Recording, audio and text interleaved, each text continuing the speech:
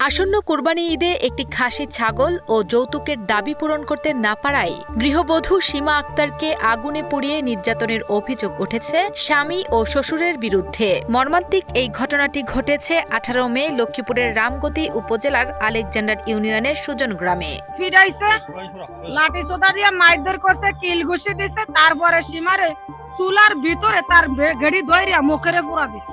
বলতেছে তারা খাসি দিতেই হবে, খাসি দিতে পারে না বিধই বলে তারেকে এইভাবে নির্যাতন করবো, স্কেল দিয়ে মারধর করে তারে এই অত্যাচার করছে। শ্বশুর স্বামীও তাবর সবার মারধর করছে। জানা যায়, আসন্ন কুরবানির ঈদ উপলক্ষে সীমার বাবার বাড়ি থেকে মোটা অঙ্কের টাকা ও একটি বড় খাসি ছাগল এনে দেওয়ার জন্য চাপ দিচ্ছিলেন স্বামী আব্দুর রহিম ও শ্বশুর মেজবা উদ্দিন।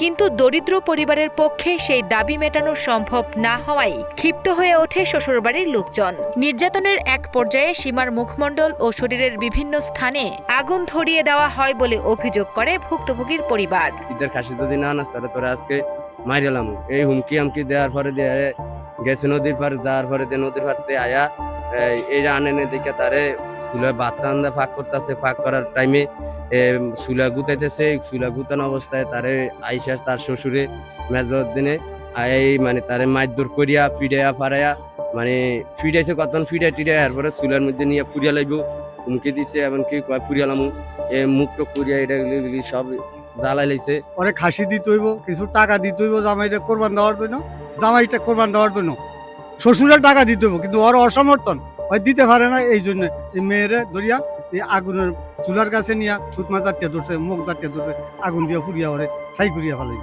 বর্তমানে দগ্ধ অবস্থায় কমলনগর উপজেলা স্বাস্থ্য কমপ্লেক্সে চিকিৎসাধীন রয়েছেন সীমা আক্তার। গৃহবধূ সীমার উপর অমানবিক এমন নির্যাতনের বিচার চেয়ে কান্নায় ভেঙে পড়েছেন স্বজনরা। ফিজিক্যাল অ্যাসল্ট হিস্ট্রি ছিল একদিন আগের।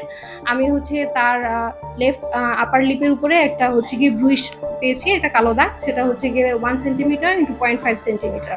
আর তার একটা কমপ্লেন ছিল, সেটা গিয়ে তার হাঁটুতে, বাম হাঁটুতে একটু সমস্যা, হাঁটতে পারছে না, তো সেজন্য আমি তাকে একটা বাম পায়ের একটা এক্সরে দিয়েছি।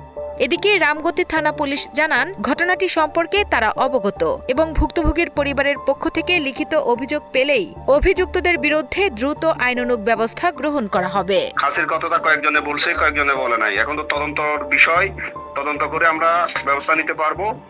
আর তাদেরকে সংবাদ দেওয়া হয়েছে, তারা সম্ভবত তাদের রোগী একটু ভালো হইলে তারপরে তারা অভিযোগ দিবে, এরকম একটা কথা বললো আর কি। তো আমি বলছি তাদেরকে অভিযোগ দেওয়ার জন্য, যদি অভিযোগ দেয় আমরা আইনগত ব্যবস্থা নিব।